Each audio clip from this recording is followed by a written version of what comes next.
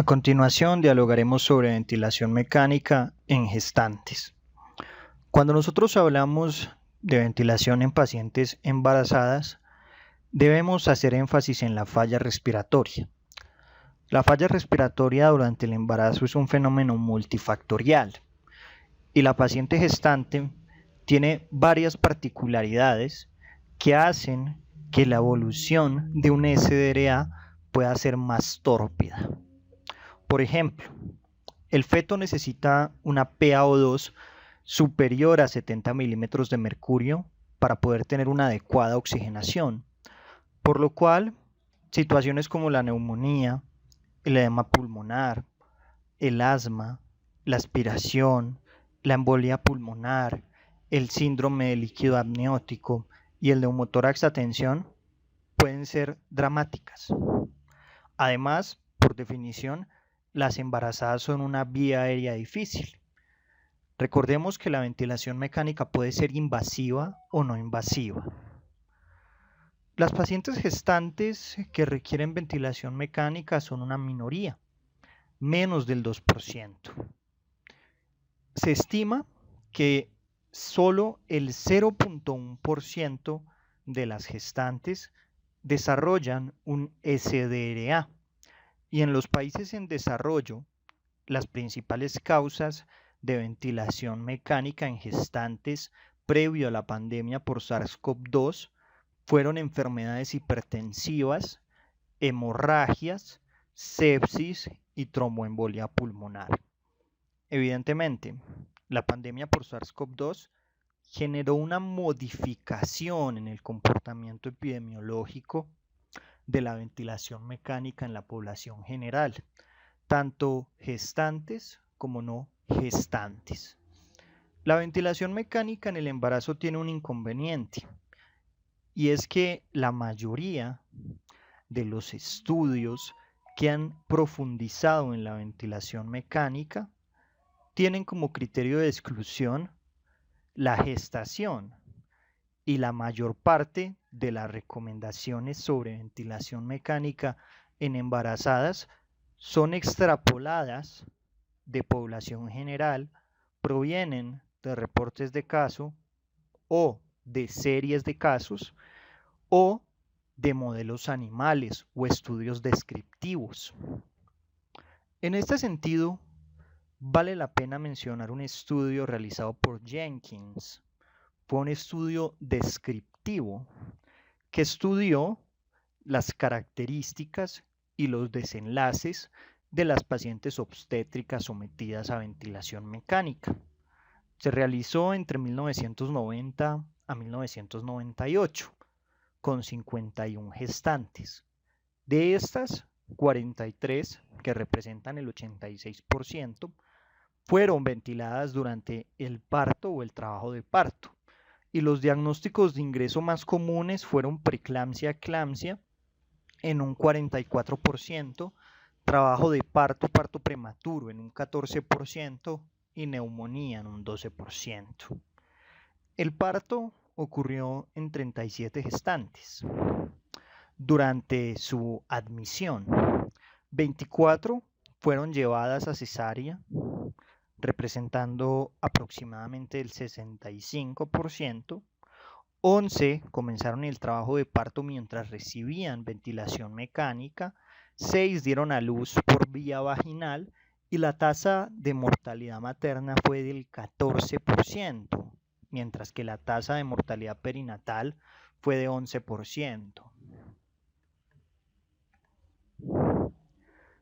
Recordemos que el embarazo genera cambios anatómicos y fisiológicos en todo el sistema respiratorio, y estos cambios favorecen la aparición de insuficiencia respiratoria y condicionan que la vía aérea de la paciente embarazada, por definición, sea una vía aérea difícil. Las pacientes gestantes tienen un mayor riesgo de edema, son una población que experimenta hiperemia de las vías respiratorias superiores, tiene una reducción del tono del esfínter esofágico inferior, lo cual aumenta el riesgo de aspiración, tienen un aumento del impulso respiratorio, una alteración del volumen corriente. El volumen corriente aumenta porque aumenta la frecuencia respiratoria. Tienen una mayor ventilación por minuto. Se estima que las pacientes embarazadas tienen un aumento del 40% de la ventilación. Adicionalmente, tienen una disminución de la capacidad residual funcional, una elevación del diafragma de hasta 5 centímetros por el agrandamiento del útero, una disminución de la compliance del sistema respiratorio, que es secundaria a una disminución de la compliance de la pared torácica, más no la pulmonar. Tienen un aumento del consumo de oxígeno y desarrollan, a medida que evoluciona la gestación, una alcalosis respiratoria con una disminución del bicarbonato.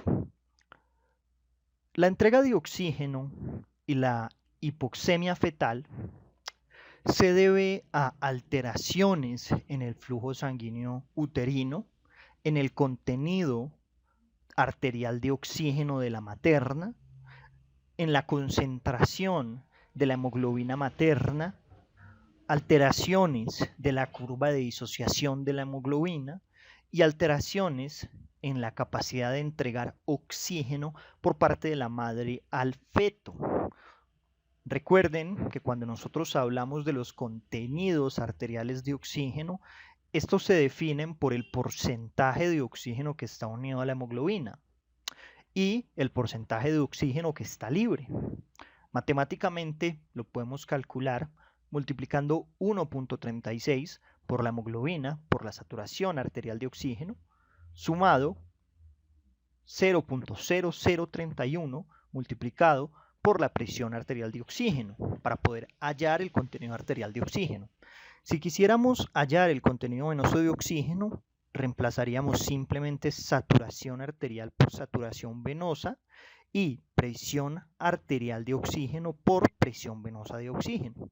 Y si quisiéramos calcular el contenido capilar para poder conocer el shunt de nuestra paciente, simplemente utilizaríamos la presión alveolar de oxígeno y reemplazaríamos la saturación arterial o venosa de oxígeno por 1, porque en el capilar la saturación es de 1.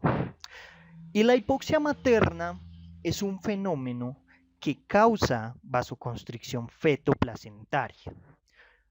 Esto reduce el flujo sanguíneo placentario, reduce la transferencia de oxígeno al feto. Además, la vasoconstricción es un fenómeno que también puede ocurrir como consecuencia de las terapéuticas que se utilizan en la unidad de cuidados intensivos para el manejo del choque en la paciente gestante. Por ejemplo, puede generarse por la liberación de catecolaminas, por la alcalosis, por la presencia de contracciones y también por la hipotensión, porque cuando disminuye la presión arterial media, lo que ocurre cuando disminuye la entrega de sangre y de oxígeno a los tejidos es que el sistema circulatorio empieza a redistribuir los flujos y para poder generar una redistribución óptima de los flujos, los órganos que no son prioridad, como la piel, como el sistema gastrointestinal, como la circulación fetoplacentaria, se constriñen para poder dirigir la sangre hacia los órganos que son prioritarios, como lo es el cerebro, como lo son los riñones, como lo es el miocardio, y poder evitar que estos se lesionen. El problema de esta respuesta es que va a disminuir la entrega de oxígeno al feto. Cuando nosotros hablamos de SDRA en el embarazo, debemos tener en cuenta que este puede ser secundario a causas obstétricas y no obstétricas. Y el SDRA se caracteriza, como ustedes saben, por inflamación pulmonar y disfunción de la unidad alveolo capilar, lo cual lleva a una activación de mediadores proinflamatorios, a un edema rico en proteínas y a una disfunción del surfactante. Posteriormente ocurren atelectasias y aumenta el cortocircuito pulmonar, además de que aparece fibrosis pulmonar. Previamente habíamos hablado sobre el shunt y este concepto lo profundizaremos más adelante. El tratamiento del SDRA en el embarazo sigue pautas muy similares al manejo de la ventilación mecánica en población no gestante. En los casos más graves puede ser necesario la pronación de la paciente, basándonos en las conclusiones del estudio PROSEBA, la administración de óxido nítrico, la ventilación de alta frecuencia por oscilación en algún momento de la historia fue propuesta. Sin embargo, los estudios mostraron que esta modalidad ventilatoria aumentaba la mortalidad y en algunas situaciones va a ser necesaria la utilización de ECMO. En cuanto a las etiologías, pueden ser obstétricas o no obstétricas.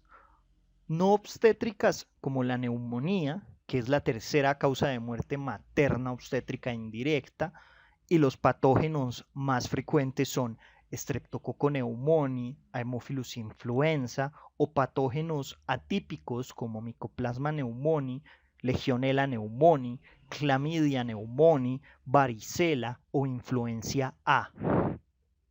El asma, se estima que el 8% de las gestantes tienen asma y una tercera parte de las mismas van a experimentar exacerbaciones durante el embarazo, las reacciones adversas a la transfusión, el trauma, el embolismo graso y el edema pulmonar cardiogénico.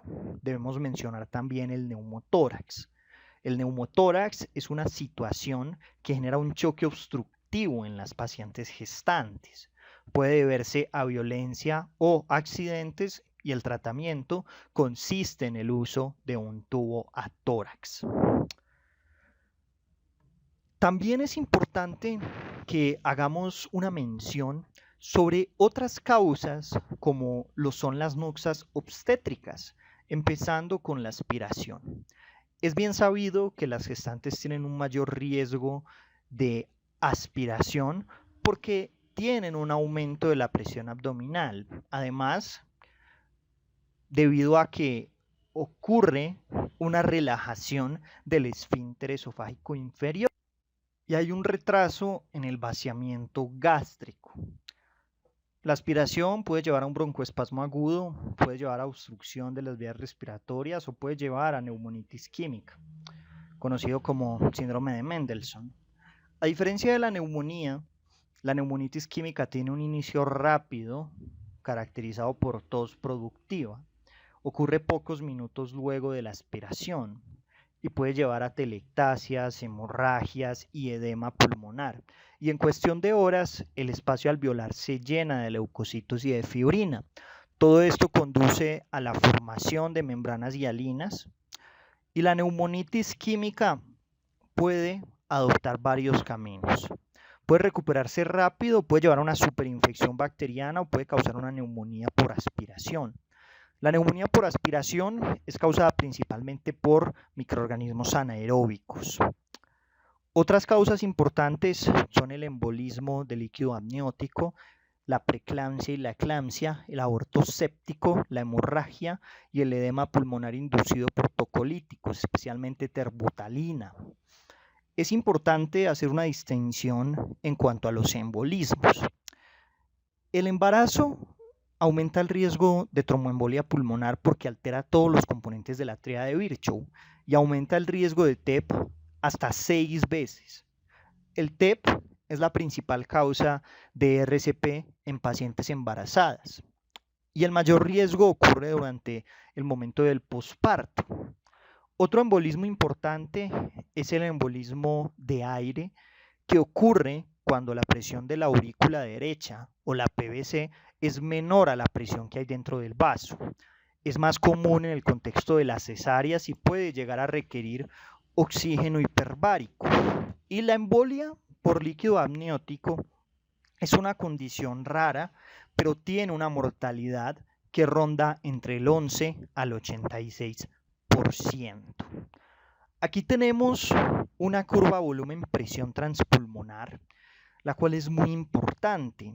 Y esta curva se puede desplazar hacia la izquierda en situaciones patológicas como el enfisema por destrucción de los septos interalveolares, y esto ocasiona que con una menor presión se pueda movilizar un mayor volumen o se puede desplazar hacia la derecha en situaciones como el SDRA, la fibrosis pulmonar, la obesidad, el derrame pleural, el neumotórax, las masas y la ocupación alveolar.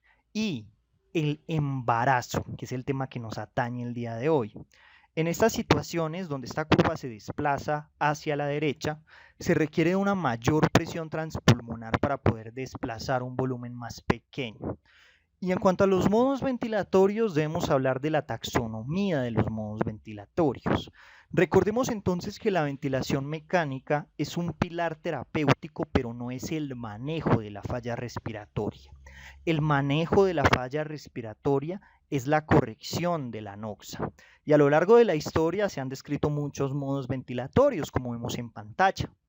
Han existido modalidades de ventilación mecánica con presión negativa, como ocurría antes de 1952, en el boom de los dispositivos con presión negativa, como el pulmón de acero, entre 1940 y 1950, y posteriormente, en gran medida, gracias a Björn Ibsen, de 1952 en adelante, hubo un boom de los ventiladores con presión positiva, que se han vuelto los ventiladores predilectos en la actualidad. Debemos tener algunas consideraciones. Si bien la ventilación mecánica con presión positiva es la ventilación que se practica en la actualidad, es una ventilación que es antifisiológica y puede causar daños. La ventilación sirve como un apoyo, pero no es terapéutica, por lo cual, antes de retirar la ventilación, se debe corregir la anoxa de la falla respiratoria. Como vemos en pantalla, se han descrito muchos modos a lo largo de la historia. Se han descrito modos controlados o mandatorios, modos asistidos controlados y otros modos como lo es la ventilación mandatoria intermitente sincronizada.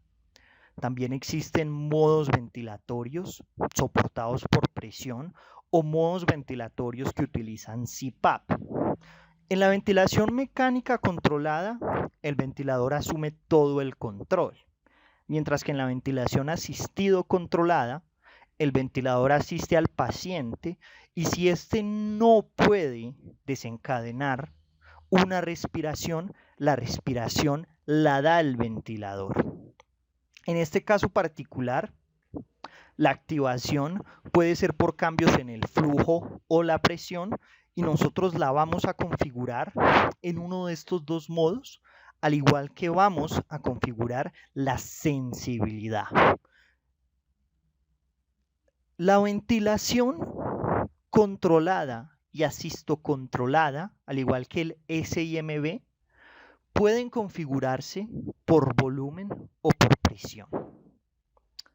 Vale la pena mencionar la ventilación mandatoria intermitente sincronizada. En la ventilación mandatoria intermitente sincronizada o SIMB se programa la cantidad de ventilación mandatoria intermitente. Si el paciente no respira, el ventilador entrega la ventilación y entre cada respiración mandatoria que es dada por el ventilador, el paciente puede respirar. Y la máquina divide este tiempo en ventanas de 75 y ventanas de 25%. y durante el 75% el ventilador no entrega una respiración mandatoria. Y si al final de este periodo no se han detectado respiraciones espontáneas, se entrega una respiración mandatoria. Si se han realizado respiraciones espontáneas durante la ventana del 75%, el ventilador espera hasta el periodo del 25% e inicia una respiración mandatoria que va a estar sincronizada con el esfuerzo inicial de la primera respiración espontánea. La ventilación controlada, la ventilación asistido controlada y el SIMV son modos ventilatorios que pueden ser controlados por volumen o pueden ser controlados por presión. En los modos ventilatorios controlados por volumen se predefine un volumen tidal. Y si se utiliza un modo controlado por presión, se establece un límite de la presión pico. Otro punto que debemos tratar es el de la relación entre el tiempo de inspiración y de expiración. El tiempo inspiración-expiración normal es de 1,2 o de 1,3. Cuando la relación se acerca a 1,1, se entra en un modo de relación inversa, que puede usarse tanto en modalidades de volumen como en modalidades de presión. Sin embargo, aumentar la relación IE, aunque en teoría proporciona una inflación alveolar sostenida y permite una mejor transferencia de oxígeno a través del intersticio edematoso, tiene algunos problemas. Si la frecuencia respiratoria no se modifica, se acorta el tiempo expiratorio y puede ocurrir hiperinsuflación dinámica o puede ocurrir autopit. Los últimos modos que vamos a mencionar son la ventilación con presión soporte y el CPAP. Ambos son modos ventilatorios espontáneos. Con la ventilación con presión soporte se elige una presión pico y cuando el paciente desencadena el soporte, el ventilador lo apoya hasta llegar al pico elegido. No se dan respiraciones mandatorias, por lo cual, si el paciente no realiza ningún esfuerzo espontáneo, el ventilador no interviene, solamente marca una alarma de apnea. En el CPAP se da una presión positiva continua mediante un flujo constante de gas y el paciente exhala contra la presión positiva. El CPAP tiene el beneficio de aumentar la capacidad residual funcional y de prevenir el colapso alveolar. Ahora, los objetivos en la paciente embarazada con falla respiratoria son distintos. La saturación arterial de oxígeno objetivo en las embarazadas es de 95%. Y la presión arterial de oxígeno es del 70%. Esto con la finalidad de asegurar una adecuada oxigenación fetal. Y si es necesario, debe intubarse a la paciente, pero el fallo en la intubación orotraqueal de las pacientes gestantes es más frecuente. Puntualmente es 8 veces más frecuente, al igual que el riesgo de aspiración es mayor. Por ello, dentro de los protocolos de secuencia de intubación en las pacientes embarazadas, se recomienda la utilización de presión cricoidea, además de una adecuada preoxigenación para poder acercarnos a una saturación arterial de oxígeno cercana al 100%. Debemos considerar siempre a la paciente embarazada como una vía aérea difícil. Lamentablemente los estudios en gestantes son muy escasos y la mayoría de las recomendaciones de ventilación mecánica para pacientes gestantes son recomendaciones off-label. Pero las indicaciones para la intubación orotraqueal se basan en varios puntos que también son aplicables para la población general. Primero, signos que indican un aumento del trabajo respiratorio, como la taquipnea, la taquicardia, el aleteo nasal, el uso de músculos accesorios o la presencia de diaforesis. Todos estos ítems los podemos ver consignados en el estudio diafragma y la mnemotecnia que lleva el nombre de este trabajo. Un trabajo en el cual describieron algunas manifestaciones clínicas que se correlacionan indirectamente con un aumento en el trabajo respiratorio. Las alteraciones en la gasometría también son orientadoras para poder elegir cuándo intubar a una paciente. La intubación idealmente la debe hacer un experto en vía aérea, idealmente un anestesiólogo que sea experimentado en gestantes, y se debe intentar elegir fármacos cardioestables. Si la paciente es colaboradora, se debe optar por una intubación despierta. En este canal hay una conferencia sobre intubación despierta a partir de las guías DAS. Se debe topicalizar con anestésicos como lidocaína, se puede dar algún ansiolítico y se puede proceder a hacer la intubación si la paciente es colaboradora. En cuanto a la colaboración del ventilador, nosotros debemos intentar minimizar el riesgo de volotrauma y de barotrauma. Y la ventilación debe ajustarse de acuerdo al ARTSNET, con volúmenes corrientes entre 4 a 6 mililitros por kilo de peso corporal predicho, que el peso ideal nosotros lo podemos calcular mediante la fórmula de Florence. Otra consideración a tener en cuenta es que las pacientes embarazadas pueden tolerar unos límites de presión pico y de PIP más elevados, siempre y cuando la driving pressure sea menor de 15, como indican los estudios de Amato. Las gestantes están adaptadas a tener una presión arterial de dióxido de carbono más baja y un bicarbonato más bajo, por lo que se debe evitar la hiperventilación para prevenir el deterioro del flujo sanguíneo uterino.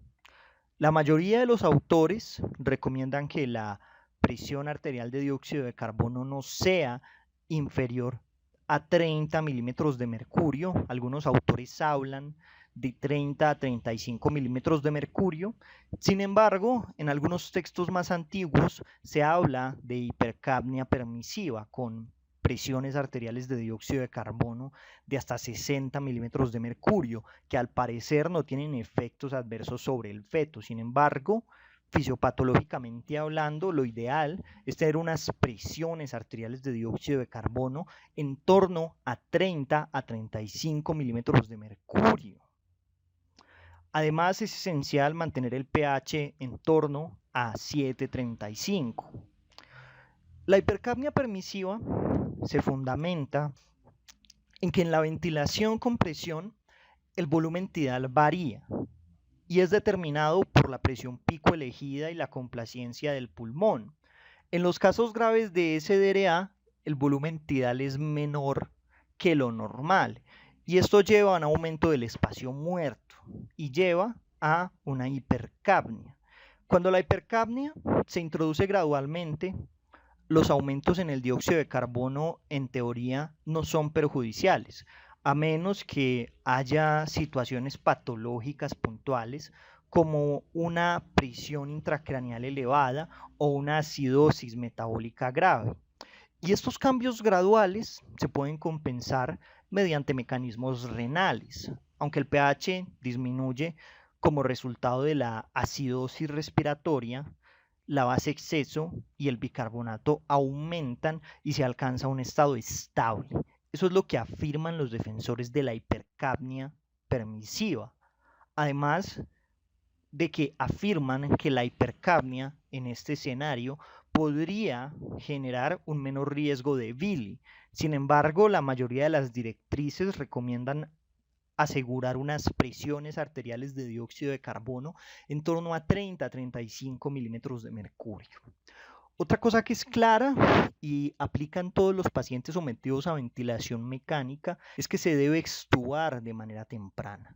Citando algunos autores como Ortiz, cuando nosotros intubamos a un paciente, debemos pensar en el momento de la extubación. En el embarazo, a menudo se evita la ventilación mecánica no invasiva por miedo a un mayor riesgo de aspiración debido a la presión abdominal aumentada y al menor tono del esfínter esofágico inferior. Sin embargo, algunos estudios de caso, como los que vemos en pantalla, reportados en esta carta al editor de Allred, informan éxitos al aplicar ventilación mecánica no invasiva.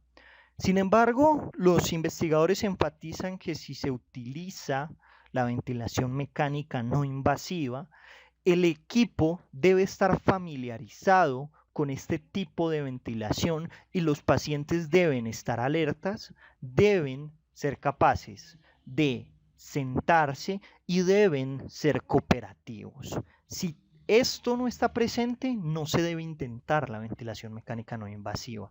El paciente debe colaborar. De la fisiología a la praxis.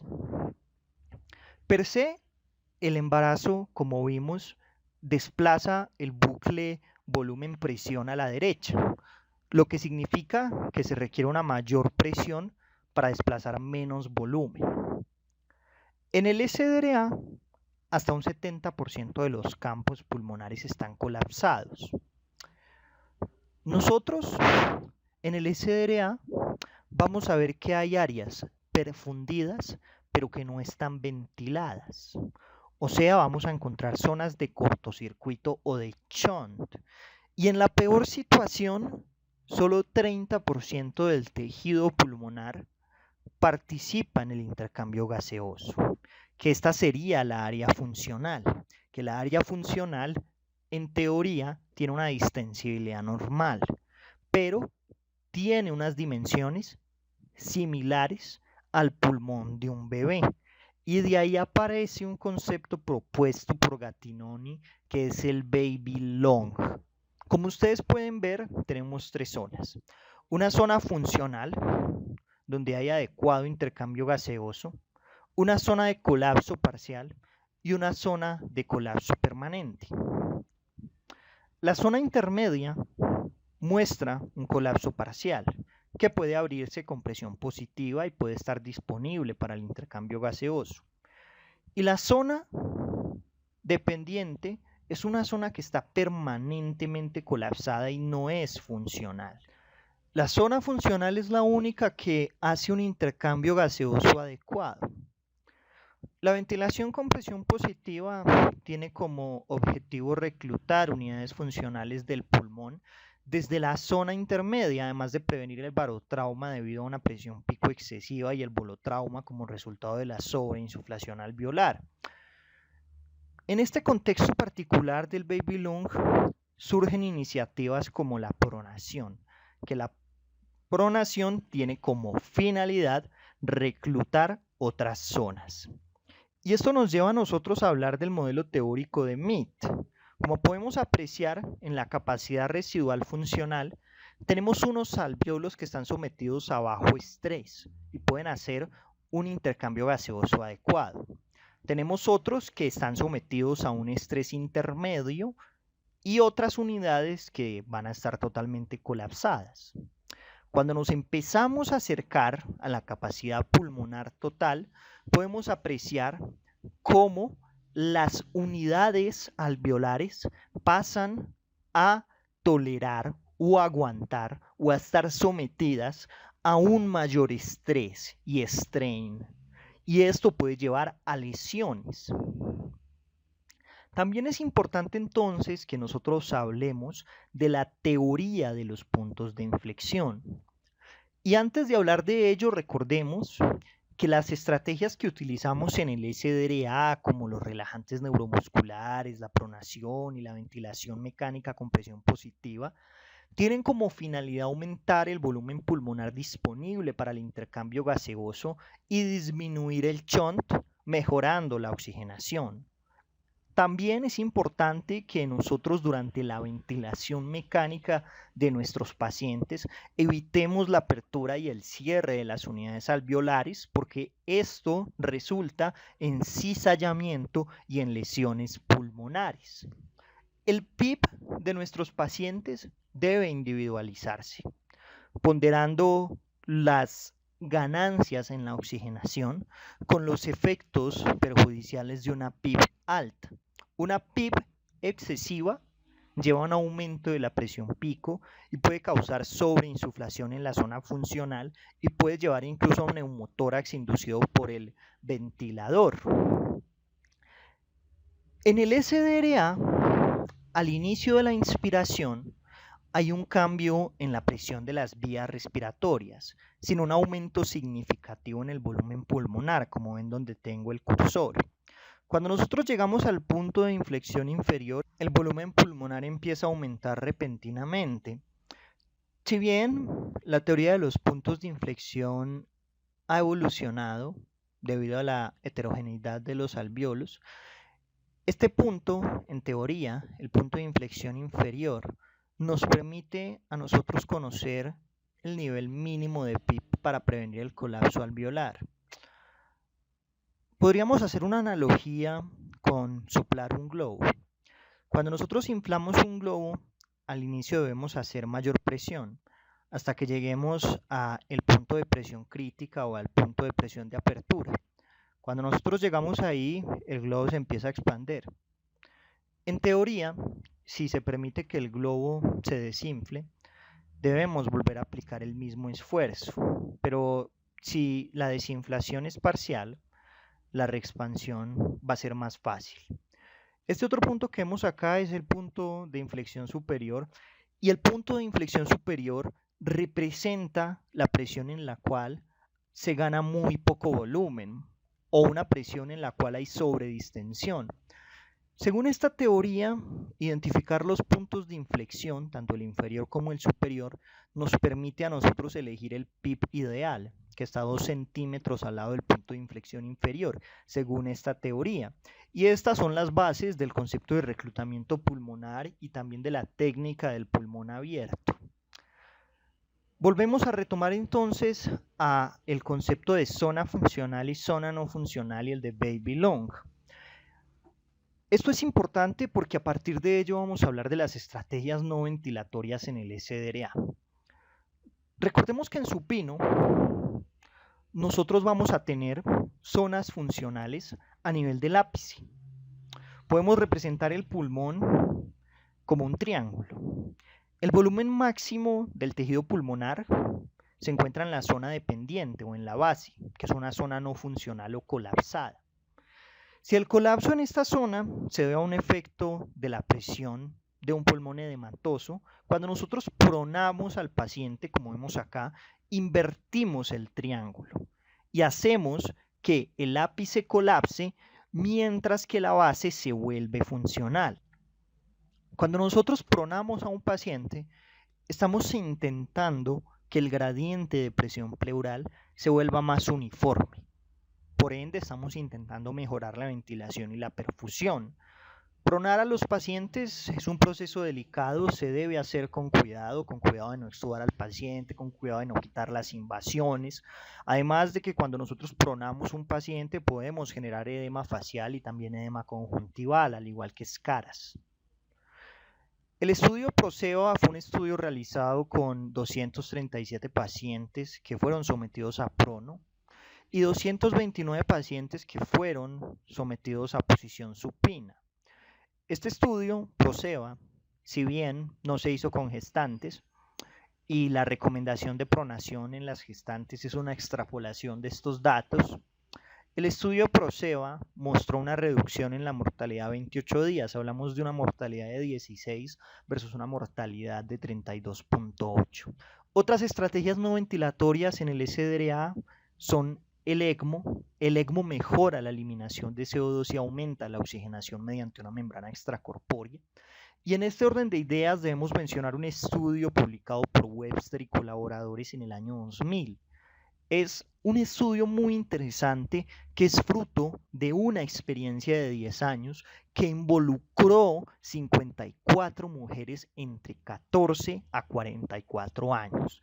Y si bien no toda la población de este estudio estaba embarazada, incluyó 9 gestantes que fueron sometidas a ECMO por insuficiencia cardiopulmonar.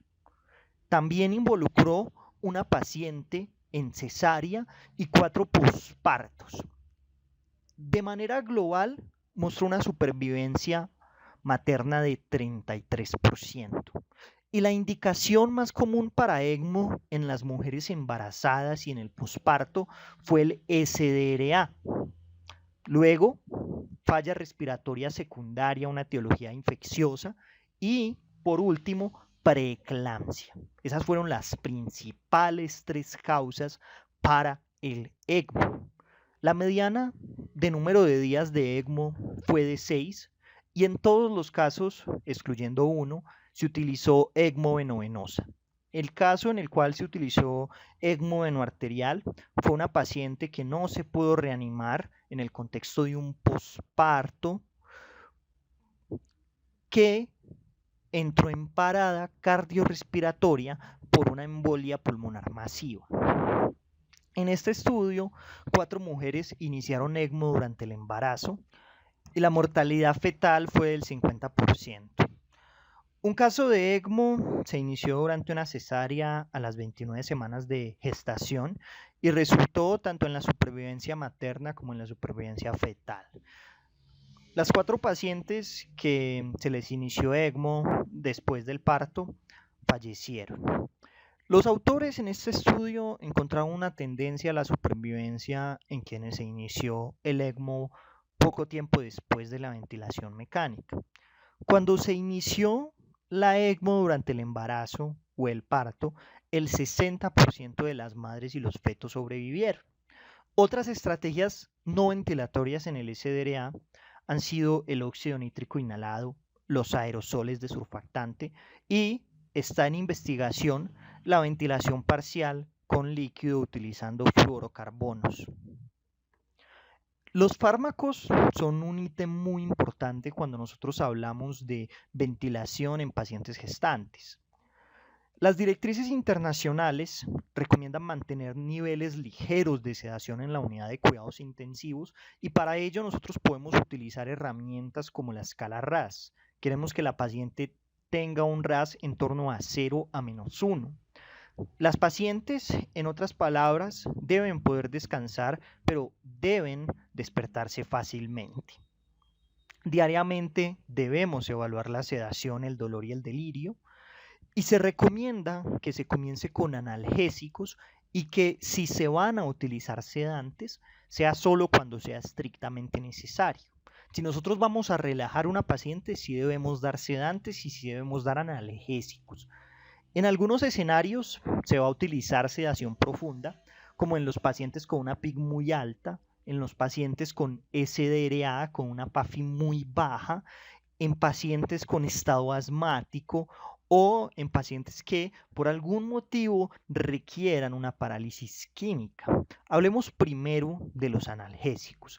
Y antes de hablar de los analgésicos, debemos mencionar que cuando nosotros utilizamos opioides, debemos alertar al servicio de neonatología o de pediatría, ya que puede ser necesaria la ventilación mecánica del bebé o el bebé puede llegar a desarrollar un síndrome de abstinencia.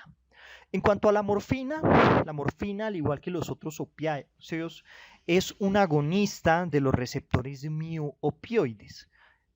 Tiene algunos efectos adversos como un aumento en la liberación de histamina. Además, puede causar venodilatación y puede causar hipotensión sistemática y no es una opción adecuada en las pacientes hemodinámicamente inestables. La morfina se metaboliza en el hígado por glucuronidación y se convierte en morfina 6-glucurónido, que es el metabolito activo, y en morfina 3-glucurónido, que es el metabolito inactivo, y se elimina por vía renal. En consecuencia, es un fármaco que debe evitarse en las pacientes con falla renal. Cuando se utilizan infusión, se utilizan infusiones intravenosas de 1 a 10 miligramos hora. Además, es un fármaco que no es teratogénico.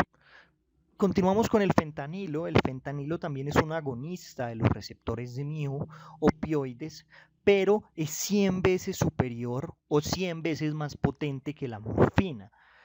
El fentanilo se metaboliza por oxidación hepática y no tiene metabolitos activos. En ese orden de ideas se prefiere sobre la morfina. Tiene una vida media de 3 horas y es muy liposoluble. Tiene un inicio de acción luego de 1 a 2 minutos y se utiliza en infusiones entre 25 a 100 microgramos hora. Tampoco es teratogénico. La hidromorfona tiene una vida media de 3 horas, se metaboliza en el hígado, también por glucuronidación, y se convierte en metabolitos inactivos. También tiene el problema que induce una liberación de histamina, pero es una liberación de histamina más pequeña en relación a la morfina. Se utilizan infusiones de 0.5 a 2 miligramos hora y se utiliza en el contexto de los pacientes que han hecho taquifilaxia a la morfina o al fentanilo, que es un problema común en la unidad de cuidados intensivos. Finalmente, el remifentanilo tiene una vida media de 3 minutos, tiene un metabolismo por esterasas plasmáticas y se administra en forma de bolo a razón de 0.5 microgramos kilo y luego de ello se deja una infusión de 0.5 a 2 microgramos kilogramo minuto. En cuanto a los sedantes, antes de mencionar las particularidades de cada uno, debemos tener el siguiente principio en mente, y es que debemos optar por alternativas distintas a las benzodiazepinas. Las otras alternativas distintas a las benzodiazepinas se asocian con menos días de ventilación mecánica, menos días en la unidad de cuidados intensivos y menos incidencia de delirio. En la actualidad, las directrices actuales para sedación en pacientes gestantes recomiendan fármacos como el propofol o la dexmedetomidina. Otros autores recomiendan la utilización de ketamina, sobre todo en las pacientes hipotensas. Vamos a hablar sobre cada una de estas alternativas farmacológicas, empezando con el midazolam, que al igual que el lorazepam es una benzodiazepina. Son agonistas del GABA. Tienen efectos ansiolíticos, amnésicos, sedantes e hipnóticos. Son altamente liposolubles. El midazolam tiene una acción de 2 a 5 minutos. Tiene una vida media de 3 a 11 horas. Se metaboliza en el hígado por oxidación a través del citocromo P450. Posteriormente a la oxidación, gracias al citocromo P450, produce un metabolito activo que es el 1-hidroximetilmidazolam, que se elimina por los riñones. Por ende, vale la pena aclarar que no debe utilizarse en pacientes con falla renal. Se puede administrar como un bolo intermitente de 1 a 5 miligramos cada 1 a 2 horas o como una infusión continua en dosis de 1 a 10 miligramos hora. Según la literatura, se prefieren bolos intermitentes a infusiones continuas, según afirma el doctor Pacheco en este artículo que pueden ver referenciado en la parte inferior, publicado en el año 2014. Las benzodiazepinas, cuando se utilizan, deben emplearse idealmente por debajo de 48 horas, ya que la utilización de infusiones por más de 48 horas se asocian con mayor riesgo de depresión respiratoria neonatal y con síndrome del bebé flojo. Sin embargo, si es necesario una infusión prolongada, debe utilizarse.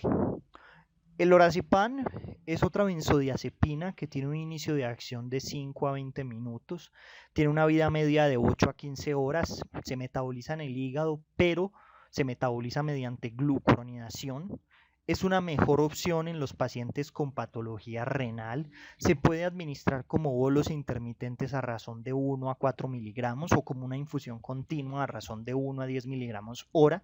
Se deben evitar las infusiones más altas por el riesgo de acidosis metabólica. Esa acidosis metabólica está relacionada con el propilenglicol. Las benzodiazepinas tienen otro problema que no habíamos mencionado y es que se pueden asociar con malformaciones congénitas, especialmente el lorazepam, que el lorazepam tiene una asociación clara con la atricia anal. El propofol es un agente que tiene propiedades sedantes, ansiolíticas, amnésicas y anticonvulsivas. Es liposoluble, actúa en los receptores GABA, los receptores de glicina y también en receptores muscarínicos y nicotínicos. Viene disponible en una emulsión lipídica al 10%, que da 1 kilocaloría por mililitro. Tiene una depuración hepática y extrahepática. Se utiliza en forma de infusión a 5 a 50 microgramos kilogramo minuto, y en infusión la vida media del propofol es de aproximadamente unos 30 minutos.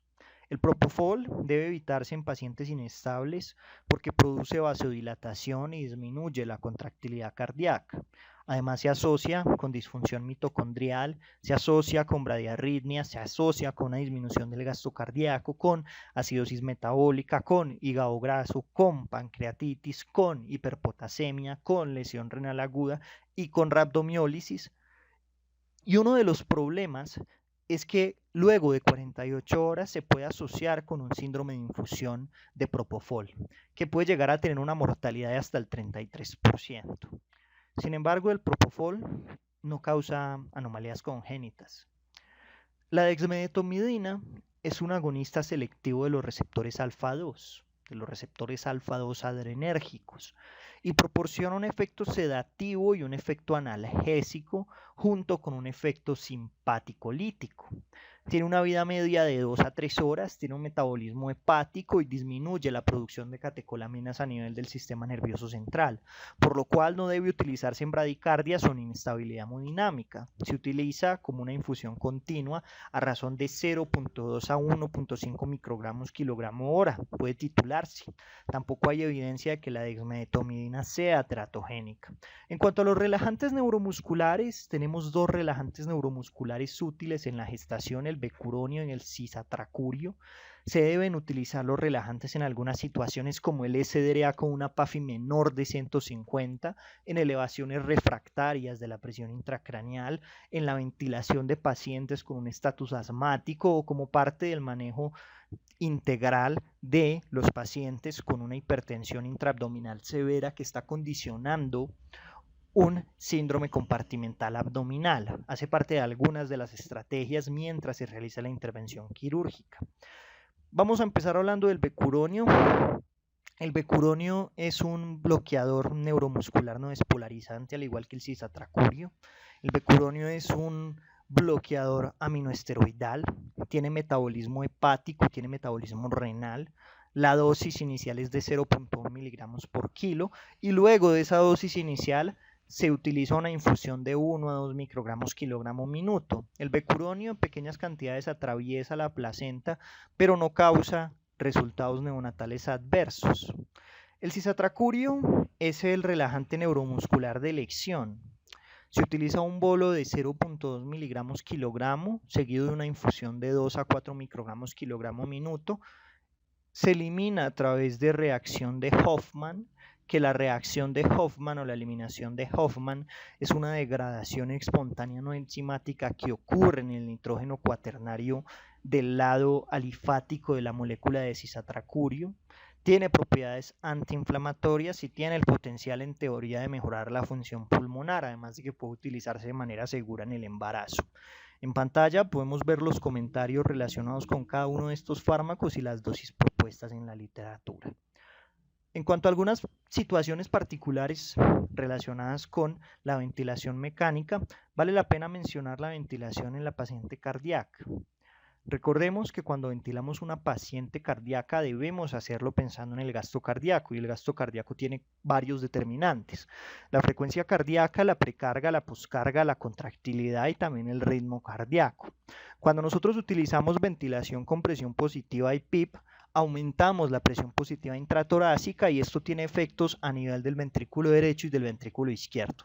A nivel del ventrículo derecho disminuye el gradiente de retorno venoso y disminuye la precarga, por lo cual disminuye el gasto del corazón derecho, pero a nivel del ventrículo izquierdo disminuye la poscarga, además de que aumenta la precarga de manera transitoria, por lo cual la PIP va a generar un aumento del gasto cardíaco del ventrículo izquierdo, si bien genera un aumento de la poscarga del ventrículo derecho y una caída del gasto cardíaco del corazón derecho, como habíamos mencionado. La ventilación en la falla cardíaca reduce el trabajo respiratorio y el consumo de oxígeno. Además, tiene la particularidad de mejorar el rendimiento cardíaco. También se han descrito beneficios de la misma en el contexto de las valvulopatías.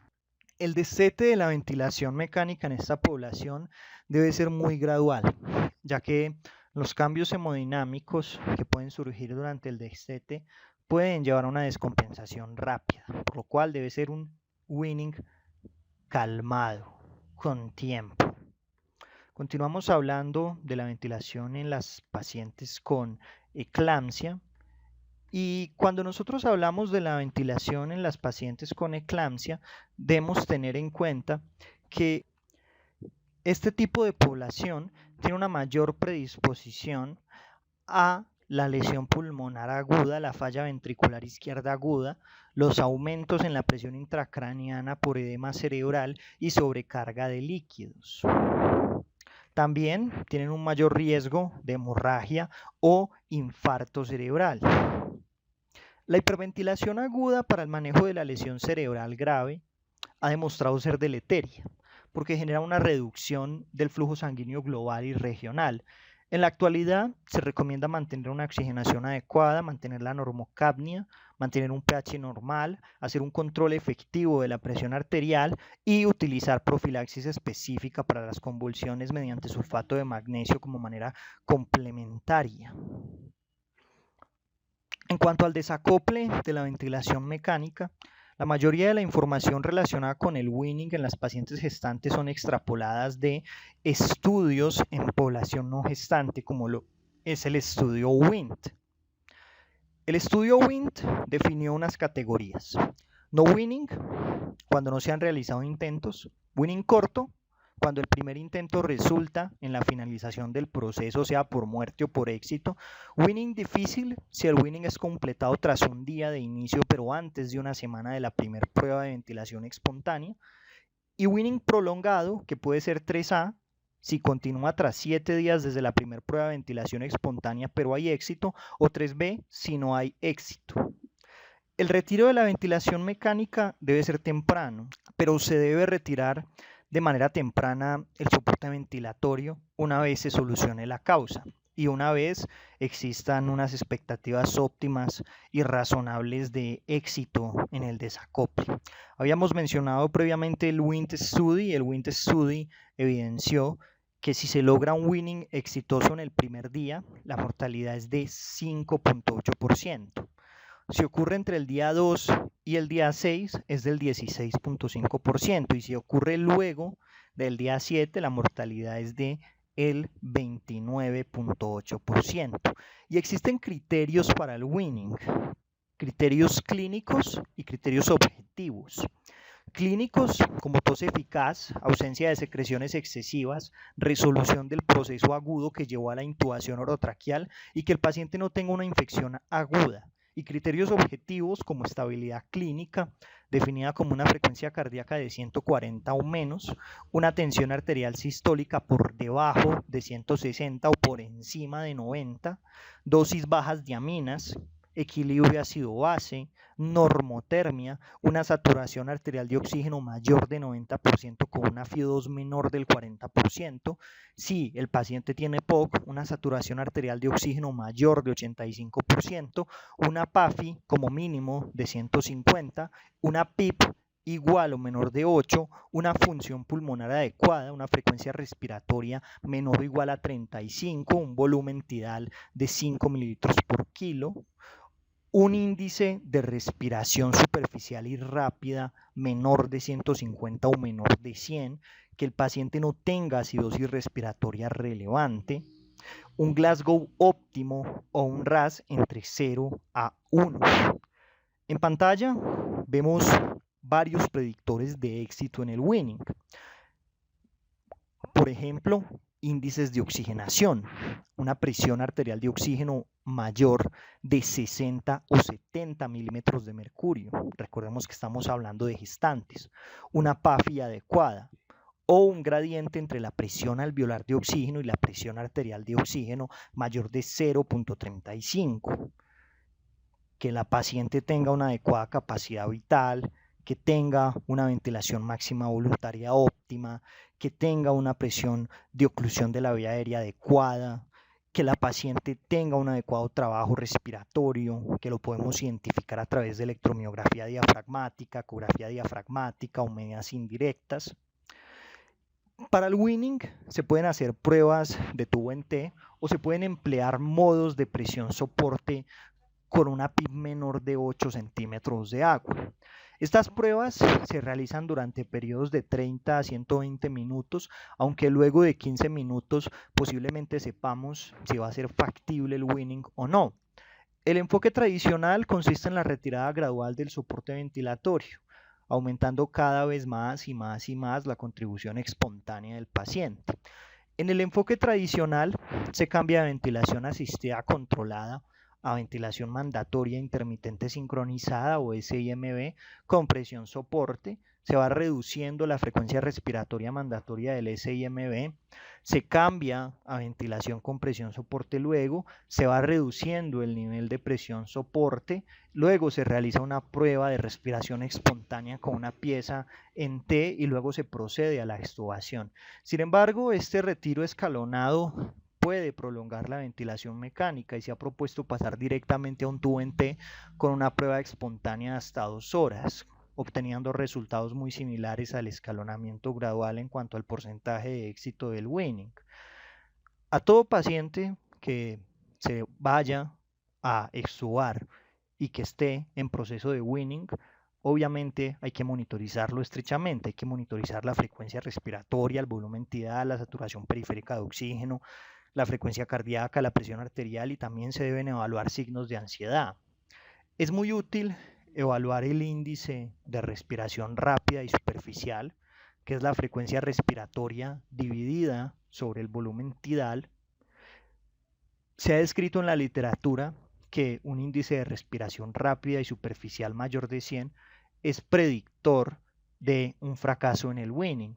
Luego de la extubación se debe evaluar si hay estridor secundario o hay edema glótico o subglótico. Esto es algo de gran importancia, sobre todo en el contexto de la eclampsia y la preeclampsia, donde se ha documentado el edema glótico y el edema subglótico, que pueden ser noxas del estridor. Si el estridor es leve, se pueden realizar nebulizaciones con adrenalina, y si es grave, puede que se necesite nuevamente una intubación, y esa reintubación probablemente sea más difícil.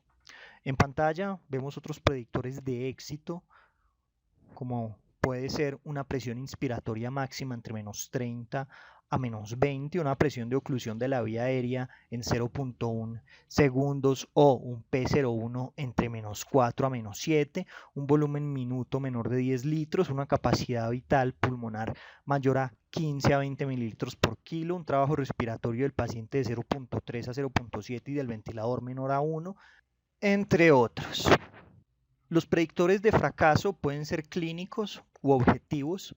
Clínicos como sudoración profusa, cianosis, aumento del esfuerzo respiratorio dado por disnea o tirajes e hipotermia. Y los criterios objetivos pueden ser hemodinámicos como una frecuencia cardíaca mayor de 140, una tensión arterial sistólica mayor de 160 o menor de 90, un incremento de la necesidad de aminas, que el paciente no tenga un adecuado equilibrio ácido-base, una presión arterial de oxígeno menor de 50 o 60, recuerden que en la gestante el punto de corte es 70, a una FiO2 de 50%, una saturación arterial de oxígeno menor de 90%, una frecuencia respiratoria mayor de 35, un índice de respiración rápida y superficial mayor de 100 o 150 dependiendo del autor, una presión arterial de dióxido de carbono elevada o un aumento abrupto de la presión arterial de dióxido de carbono.